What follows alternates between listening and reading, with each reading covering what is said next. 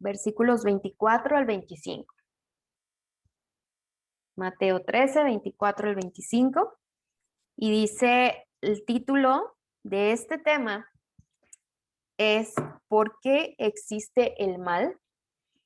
Vamos a descubrir por qué existe el mal. Sé que ya hemos tratado estos temas, pero de repente se nos olvida, ¿verdad? Y vemos tanta tragedia y tanta desgracia y prendemos la tele y vemos las noticias que no tarda en surgir nuevamente esa pregunta en nuestras mentes, ¿no? ¿Por qué Dios permite el mal? ¿O por qué existe el mal? ¿Ok? Entonces vamos a ver lo que dice Mateo 13, 24 al 25. Dice así, es la parábola del trigo y la cizaña. Dice, les refirió otra parábola diciendo, el reino de los cielos es semejante a un hombre que sembró buena semilla en su campo. Pero mientras dormían los hombres, vino su enemigo y sembró cizaña entre el trigo y se fue. Bueno, pues vamos a iniciar con el tema del día de hoy y vamos a aprender más y contestar esta pregunta. ¿Por qué existe el mal? Le voy a pedir aquí a Isaí que nos comparta. Ahora sí con el tema, vamos a darle lectura a toda la parábola, ¿sí? Entonces les invito por favor a que ustedes me puedan seguir con su vista en la parábola del trigo y la cizaña, que es los versículos 24 al 30 de Mateo 13, ¿sí? Estamos en Mateo 13, versículos 24 al 30. Voy a leer completamente esta parábola. Bueno, dice, el reino de los cielos es semejante a un hombre que sembró buena semilla en su campo, pero mientras dormían los hombres, vino su enemigo y sembró cizaña entre el trigo y se fue. Y cuando salió la hierba y dio fruto, entonces apareció también la cizaña. Vinieron entonces los siervos del padre de familia y le dijeron, Señor, ¿no sembraste buena semilla en tu campo? ¿De dónde, pues, tienes cizaña? Él les dijo, un enemigo ha hecho esto. Y los siervos le dijeron, ¿quieres pues que vayamos y la arranquemos? Y les dijo, no, no sea que al arrancar la cizaña, arranquéis también con ella el trigo. Dejad crecer juntamente lo uno y lo otro hasta la siega. Y al tiempo de la siega, yo diré a los segadores, recoged primero la cizaña y atadla en manojos para quemarla, pero recoged el trigo en mi granero. Muy bien. Bueno, pues creo que tenemos muchas cosas que aprender de esta parábola y quiero invitar a Jenny a que nos cuente y nos comente algo muy interesante de esto. Jenny, tienes tu tiempo. A las palabras que escribe la hermana Elena G. de White en el libro de Palabras de Vida del Gran Maestro, platica que el campo viene siendo el mundo. Que esto significa que es la iglesia de Cristo en el mundo. Esta parábola es una descripción de lo que pertenece al reino de Dios, su obra por la salvación de los hombres, y esta obra se realiza por medio de la iglesia. O sea que el Espíritu Santo llega, es para todos, pues, y llega a los corazones de los hombres para la iglesia, para crecer, para madurar. Y esto viene siendo para llevarnos a la alfolía, a las manos de Dios, eso viene siendo. Dice que el que siembra la buena simiente es el hijo del hombre. La buena simiente son los hijos del reino. La cizaña son los hijos de lo malo. La buena simiente representa a aquellos que son nacidos de la palabra de Dios, de la verdad.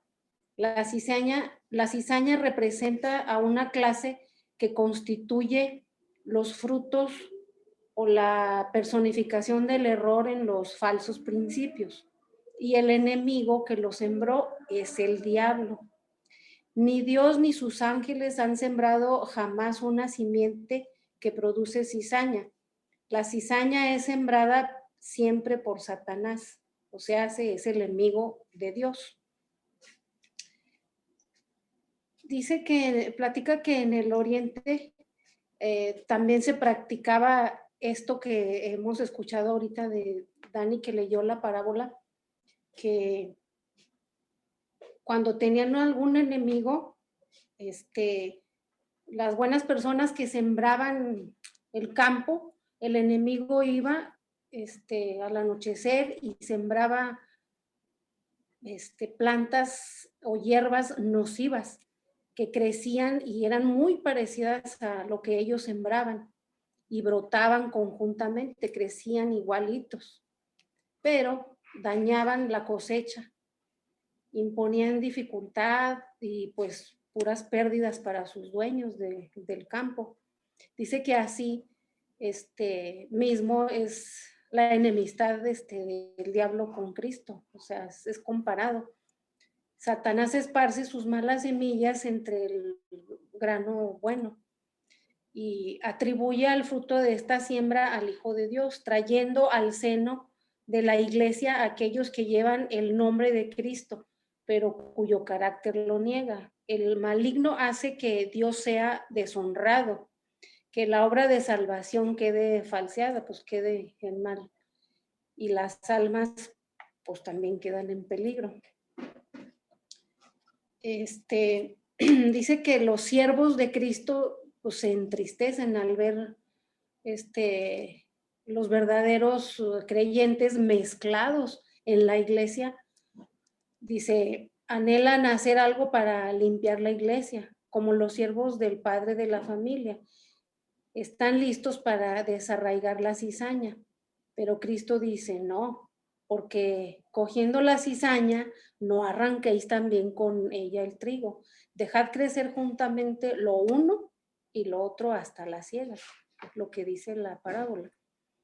Dice que Cristo nos ha enseñado claramente que pues habemos cristianos pecadores, pero ahí seguimos, ahí estamos en la iglesia y crecemos junto con los buenos y así sucesivamente, ¿verdad? Pero dice que debemos de dejarlos que nos mantengamos en la iglesia así, juntos.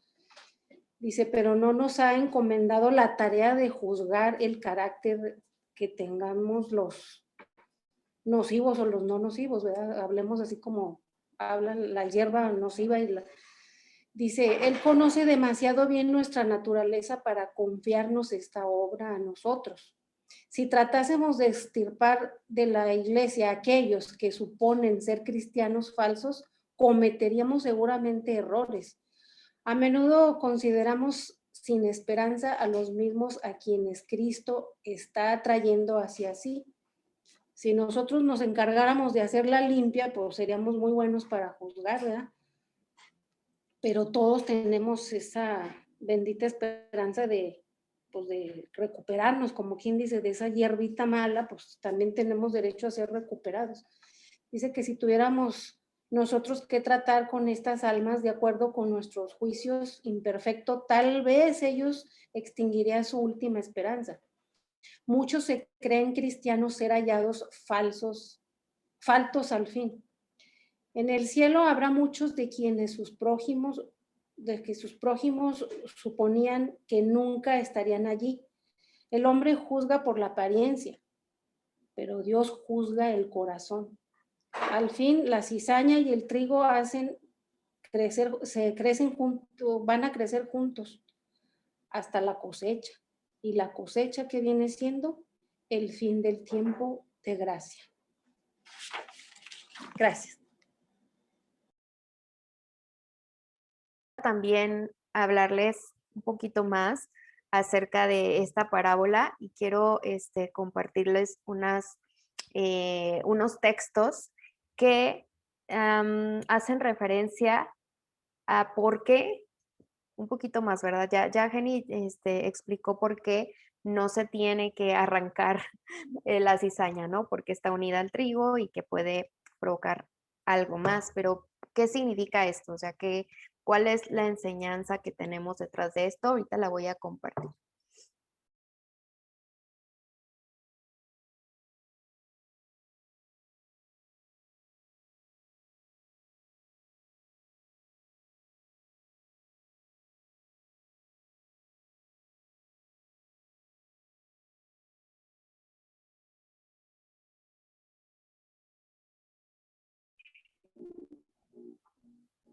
Es que ya saben, cuando yo me tengo Ok, que estar así. muy bien. Dice, la enseñanza de esta parábola tiene mucho que ver con la relación que tiene Dios con nosotros, los seres humanos, ¿no? Y no solamente con nosotros, sino con los ángeles. Sabemos que Dios, pues, es el jefe, ¿no? Y en esta parábola, Dios expresa que el interés y su paciencia y su misericordia con sus criaturas, ¿no? Porque, por ejemplo, aquí cuando sucede esto de que Satanás comienza a armar este revuelo ahora sí que en el cielo y esta lucha por querer ser como Jesús, él se volvió en un engañador, ¿no? Y podemos decir que es el ejemplo más claro de la cizaña, ¿no? Que es Satanás, el enemigo de Dios, ¿no?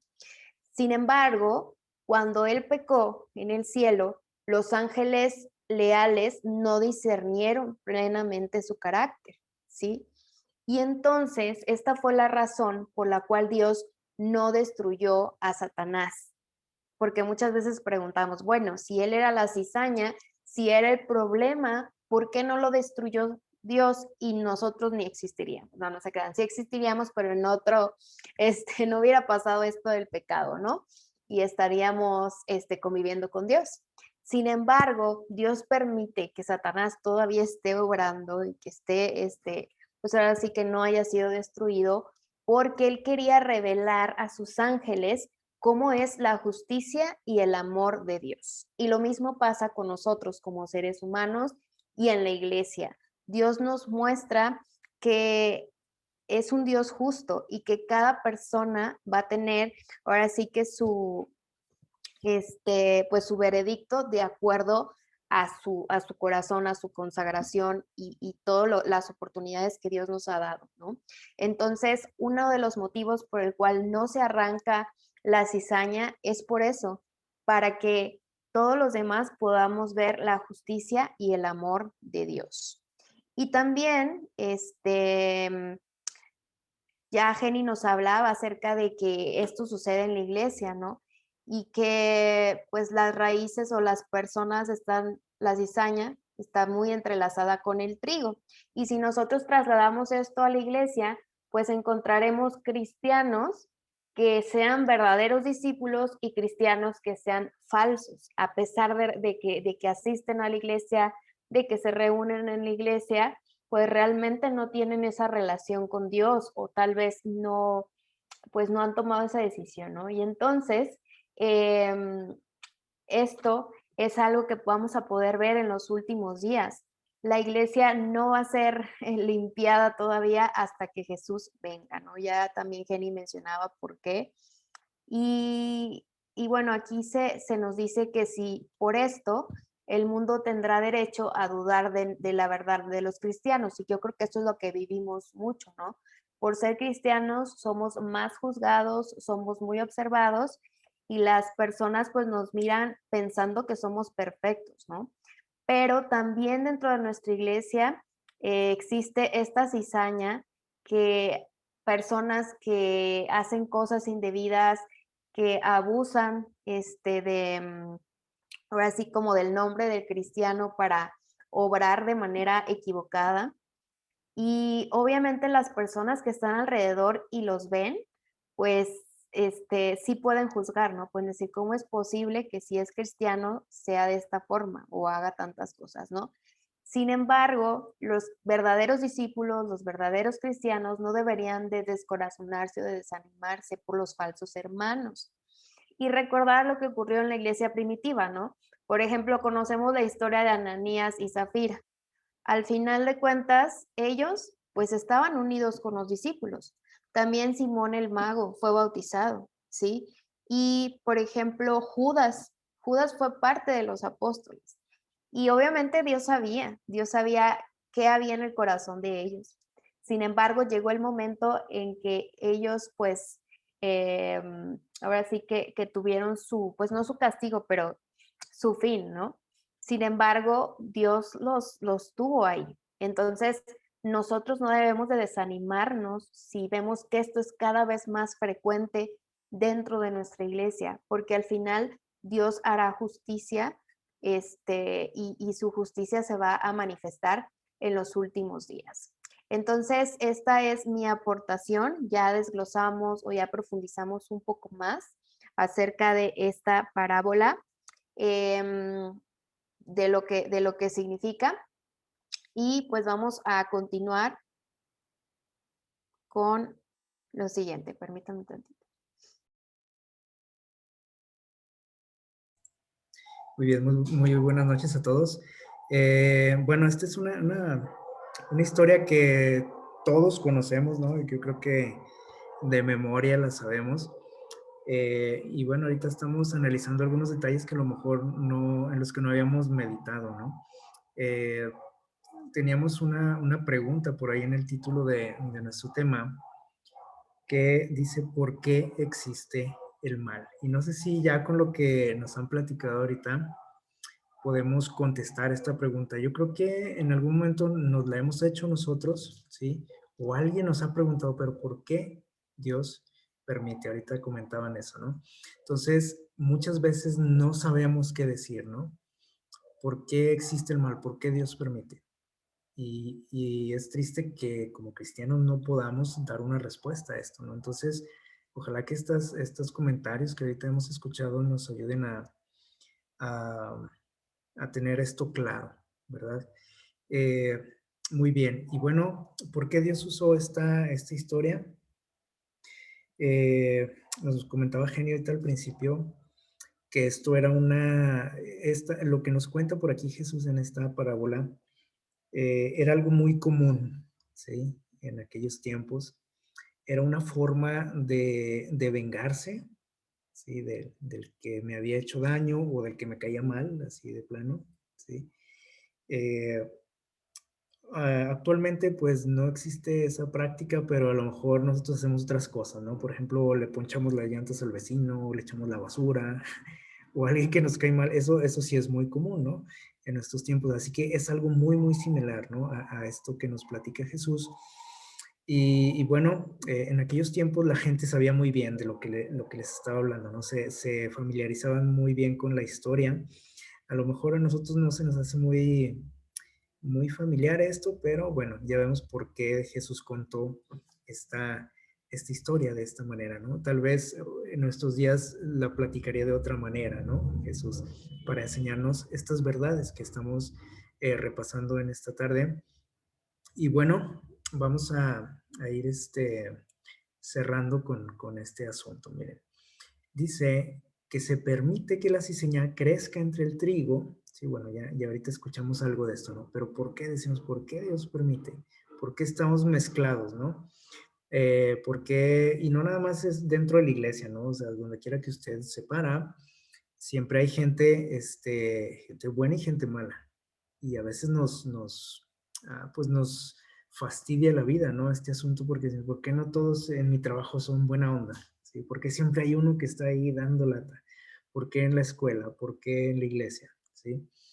Entonces, eh, dice aquí que Dios le da, dice a todos, ¿sí? Tanto a trigo como a la cizaña nos da la ventaja del sol y de la lluvia. O sea, no, ¿se acuerdan que Dios dijo que Él hace llover sobre justos e injustos, sobre buenos y malos? Y aquí se aplica esto, ¿sí? O sea, Dios da su bendición, da el crecimiento, pero dice aquí que en el tiempo de la siega, ¿sí? Que ya ahorita también nos mencionaron cuál es el tiempo de la siega, cuando se acabe el tiempo de gracia, dice, vosotros, dice en Malaquías 3:18, fíjense lo que dice, vosotros os tornaréis y echaréis de ver eh, la diferencia, por aquí hay un error, podrán ver la diferencia entre el justo y el qué, y el malo, entre el que sirve a Dios y el que no le sirve. Es decir, para que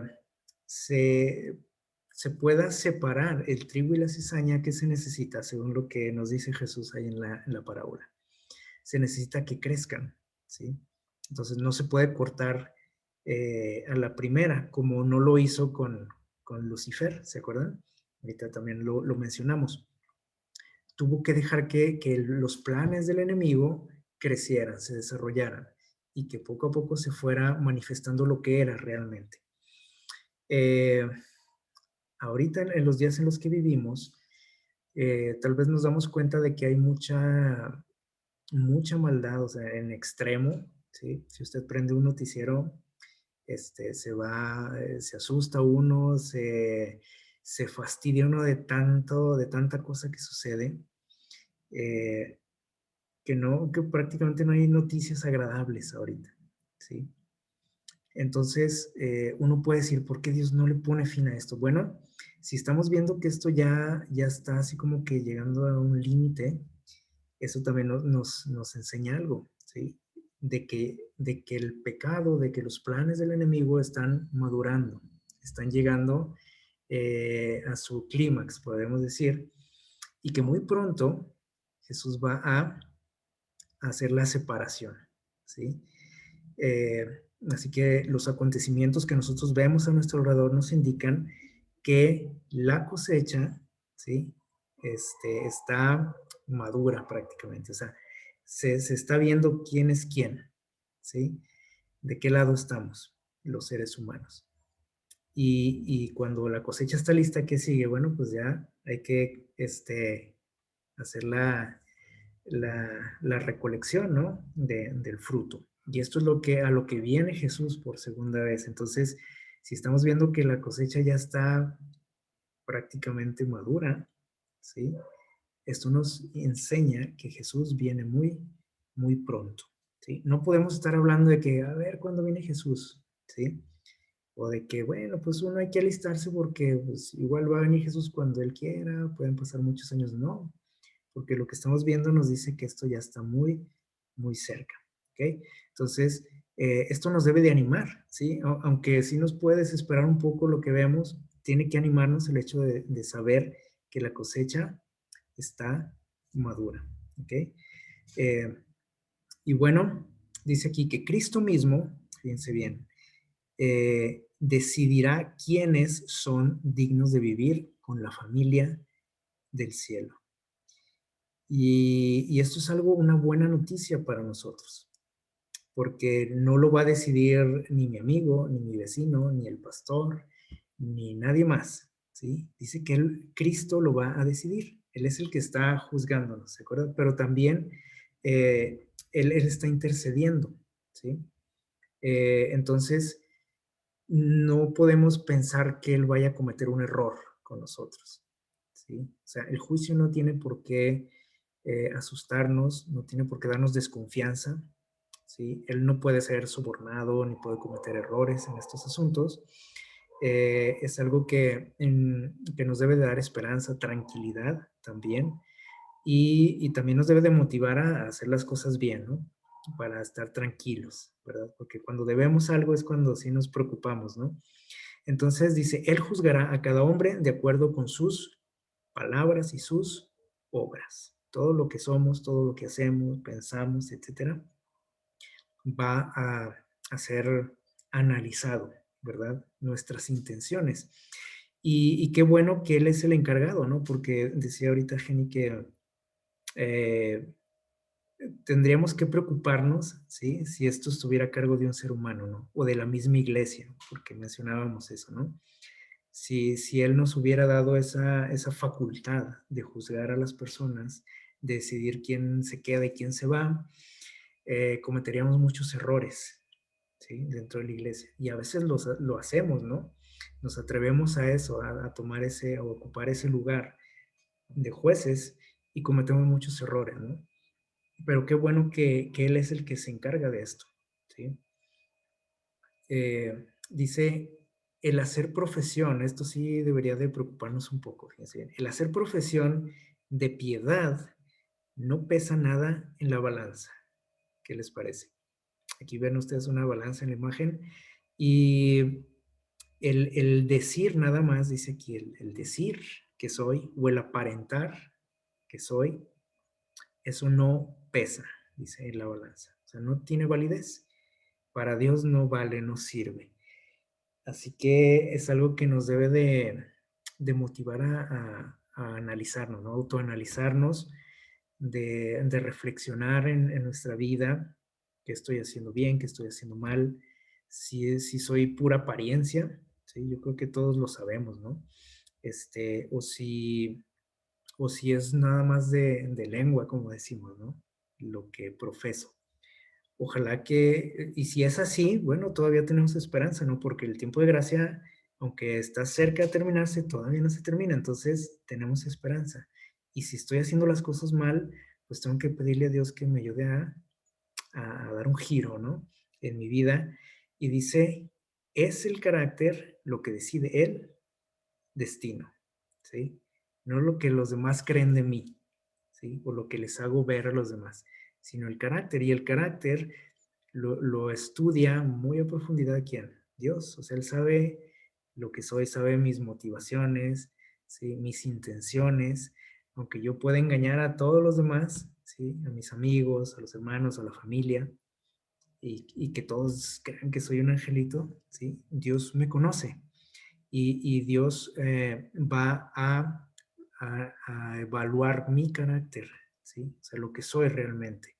Entonces, tenemos mucha tarea, ¿no? En esto, ¿sí? Porque aunque vayamos por buen camino, siempre tenemos algo por ahí, ¿no? Algo que está estorbando, algo que no anda bien, algo que va eh, en oposición a Dios.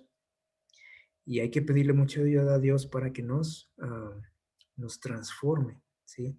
Para que nos haga diferentes y aptos para estar con Él. Entonces, vamos concluyendo, decíamos que el tiempo de esa cosecha que menciona ahí en la parábola está cerca, ¿sí? Está cerca y, y tenemos que ponernos a cuentas con Dios, ¿sí? Mira lo que nos dice por aquí ya para finalizar. Dice, el Salvador no nos señala un tiempo en que toda la cizaña se convertirá en trigo. O sea, Él no está diciendo eso, ¿sí? Él no dice, bueno, los voy a dejar crecer juntos porque al final toda la cizaña se va a convertir en trigo, ¿no? ¿Sí? Dice, el trigo y la cizaña crecen juntamente hasta el tiempo de la cosecha que simboliza el fin de los tiempos, ¿no? O sea, los tiempos en los que estamos viviendo. Por eso decimos que la cosecha está lista prácticamente. Y dice, ¿y entonces qué va a pasar? Pero para todos los que nos preguntamos por qué Dios no hace nada, ¿sí? Con lo que sucede a nuestro alrededor. Dice, entonces la cizaña, ¿qué pasa con ella? Dice, en la historia nos narra un poquito, ¿no? Lo que se hace con la cizaña. Aquí dice, se ata en manojos para hacer, ¿qué dice? Quemada. Y el trigo se junta en el granero de Dios, ¿sí? Y eso es lo que se hace o sea, literalmente, ¿no? En los campos. O sea, se arranca finalmente cuando ya está madura la cizaña y el trigo, ¿sí? Se separa y la cizaña, pues, a la basura, ¿no? O sea, no sirve para nada. Nada más los campesinos se quedan con el fruto, ¿no? Con los granos. Dice aquí, y entonces, aquí se cumple esto, ¿no? Los justos resplandecerán como el sol en el reino de su Padre, y entonces, dice, enviará el Hijo de Dios sus ángeles, ¿para qué dice ahí? Para recoger de su reino todos los, dice, escándalos y los que hacen iniquidad, y los echarán en el horno de fuego. Ahí será el lloro y el crujir de dientes. A veces pensamos o el hecho de que no vemos a lo mejor un castigo así inmediato, ¿no? Para el pecado, para la maldad, pensamos que así va a seguir la cosa siempre, ¿no? Por los siglos de los siglos, ¿no? Y que Dios está ahí cruzado de brazos. Y más en los tiempos en los que vivimos, ¿no? Donde decimos que parece que no hay un freno, ¿no? Para la maldad, no hay alguien que le ponga un alto. Sin embargo, miren, estamos cerca de esto, ¿sí? De que se aten manojos, dice por ahí, que se haga esa separación, se aten manojos la cizaña para ser destruida. Y bueno, tampoco es algo por lo cual tenemos que alegrarnos mucho, ¿sí? Porque sin duda, todos tenemos seres queridos que a lo mejor decimos, bueno, aunque sea malo, ¿sí? Aunque no quiera nada con Dios, por ejemplo, no deseamos que se pierdan, ¿o sí? Si es, por ejemplo, mi amigo, mi hermano, el papá, el esposo, ¿sí? Aunque estén alejados de Dios y vivan lejos de Dios, no queremos que se pierdan, ¿sí? Entonces, también tenemos aquí otra tarea, ¿sí? De luchar porque ellos conozcan de Dios, de alguna manera, ¿sí? Y la principal es a través de nuestro testimonio, ¿sí? Porque aquí es donde entra este asunto de que muchos nada más profesamos, ¿no? Y sí hablamos muy bonito de Dios y le decimos a la gente y les damos estudios, pero si la gente nada más ve que es profesión nada más, que yo profeso, pero que no hago, entonces eso afecta mucho para que ellos tomen una decisión, ¿sale? A favor de Cristo. Entonces, eh, hay muchas enseñanzas, ¿no? En esta historia. Y que está muy cortita, ¿no? La historia, pero tiene mucho, mucho contenido. Así que ojalá que podamos concientizarnos primeramente de qué lado estoy, ¿no? O sea, si soy trigo o soy cizaña. De autoanalizarnos bien, de no engañarnos, ¿no? De decir, pues yo soy trigo, ¿no? Porque yo no le hago mal a nadie, yo voy a la iglesia, etcétera, ¿no? este, Tenemos que analizarnos bien, ¿no? Concientizarnos de qué lado estoy, ¿sí? Y si estoy del lado de la cizaña, entonces tengo que dar un giro, ¿no? Pedirle mucha ayuda a Dios para cambiar. Tengo que concientizarme también del tiempo en el que estoy viviendo, ¿sí? De que la cosecha está madura, de que ahorita ya se está definiendo quién es quién, ¿sí? En este mundo. Y entonces tengo que elegir el lado correcto, el lado ganador, ¿verdad? Y finalmente, bueno, tengo que también concientizarme del peligro que están corriendo la gente que yo amo, ¿sí?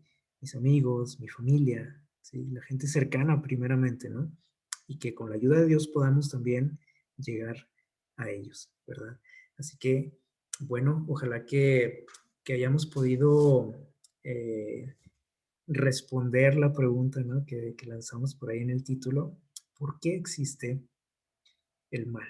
¿Por qué existe el mal? Que siempre podamos dar una buena respuesta, ¿no? En este asunto, porque es algo que a todos nos afecta, a todos los seres humanos, todos nos preguntamos esto y ojalá que lo tengamos muy, muy claro y que Dios nos ayude a vivir pues en armonía con su palabra, ¿sí? Y que podamos muy pronto formar parte de esa cosecha que Dios va a separar para Él. Que Dios nos bendiga.